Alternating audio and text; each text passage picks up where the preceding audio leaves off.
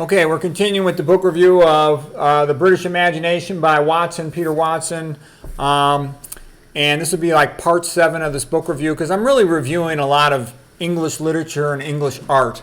So today, the first thing we're going to talk about is all these female writers in the 1800s in England.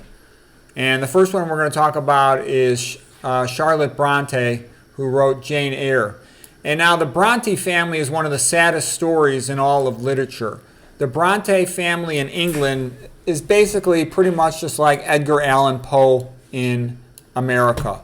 Almost everyone died of tuberculosis at a young age. The father of the Bronte sisters, there's 3 famous Bronte sisters. Charlotte Bronte, who wrote Jane Eyre. There's Emily Bronte, who wrote Wuthering Heights, and there's Anne Bronte, who wrote like Wildfell Tenant.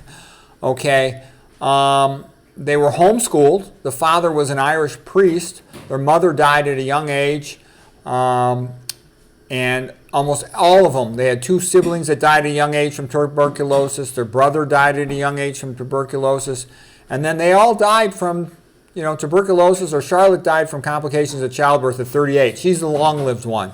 Emily died at 30 years of age. Anne died at 29 years of age from TB.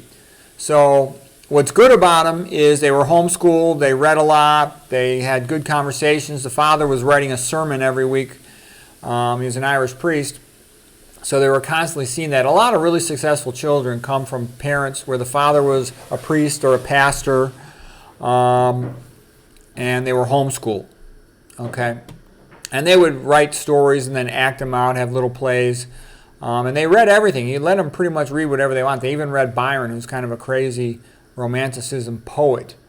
So what I'm trying to say is, yeah, it's nice. You want to read women's literature, fine. But in my opinion, most people, they don't really know anything until they're in their 40s or 50s or 60s. And they just keep getting better as writers. So, they were very promising as young writers, but they didn't live long enough to be too interesting. So I personally am not that interested in them, but they're pretty famous as far as female writers. They each one wrote about one big novel. Okay, here's Wuthering Heights by Emily Bronte. And here is The Tenant of Wildfell Hall by Anne Bronte. And yeah, they showed great promise. They're brilliant, but they just didn't live long enough to develop. Here's Elizabeth Gaskell, and she became pretty famous for writing about the terrible working conditions for poor people during the Industrial Revolution in England. Okay? So, it's very sad you see it from a woman's perspective. Charles Dickens wrote about the harsh living conditions for people in London, for example, in the 1800s, the Victorian age. And he really is the great writer of England. So the greatest writer from England of the 1800s was Charles Dickens. Charles Dickens is to England what Victor Hugo is, the greatest novelist from France of the 1800s. And they are to their respective countries, France and England, what Fyodor Dostoevsky is to Russia, the greatest novelist in Russia of the 1800s. He's far, far, far superior to Tolstoy. Tolstoy stinks in comparison with Dostoevsky. And then the greatest novelist of Poland was Henry Sienkiewicz, who wrote Quo Vadis, okay? And those are 4 best novels ever written in the history of the world, okay? Now, there's another famous novel written by a female writer, Mary Wollstonecraft Shelley. And she was involved with Percy Bysshe Shelley, okay? And, Frankenstein was great for its time. It's part of Romanticism. All the Shelleys and Byrons and Wollstonecrafts, they kind of go back to the origin of feminism with Godwin and whatnot. And feminism is a form of Satanism. It's evil. It's something that arises out of atheism, the celebration of the snake, the serpent, the devil at the time of the fall of man, saying it was good that he gave them this forbidden knowledge. But all it leads is to misery and despair. And remember that feminism is Satanism. It's evil, it's bad, and it's also part of the cow followed by the the moon, and then the east, okay? The reason why feminism is promoted is because it destroys a country, leads to slavery, leads to unhappiness. Okay, so that's why it destroys women. It doesn't make them happy. Anybody who knows real life knows that what makes a woman happy is having a family.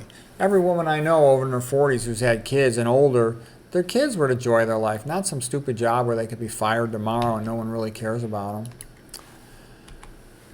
Okay, here is Lord Byron. Before they had control of the reproductive system, they would routinely have 10 or 15 kids. Lord Byron is sort of the big, famous romantic poet, and here he is taking his grand tour. I've talked about him in previous lectures, and he was a pretty good poet. He had incredible energy. He was a big celebrity. He was totally crazy.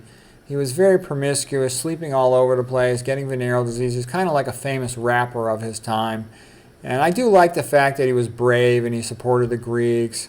And then he died in Missolonghi in Greece, trying to help the Greeks when they were being suppressed by the Turks. Okay, and then Percy Bysshe Shelley, another crazy guy, died very young. Here's his funeral pyre on the beach. That's Lord Byron right there, and that's Mary Shelley.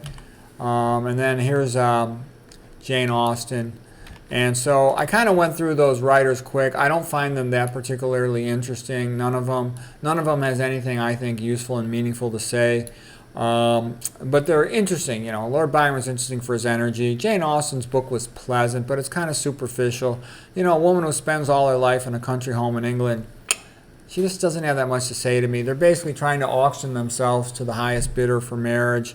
And, it's the woman like herself who wasn't able to find a successful marriage and motherhood is the one who's got the time to write. The woman who's pregnant and, when she's 20 years old and then has 10, 15 kids, she's too busy to write novels. But still, be that as it may, England does have a tremendous tradition of writing.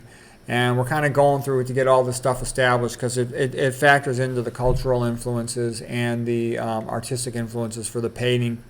And my favorite thing about England in the 1800s, as far as the Protestants are concerned, is the pre-Raphaelite brotherhood of painters. And we're going to come to that in the lecture soon. But that's it for today. So the emphasis today was just for you to see all these female novelist writers of the 1800s in England.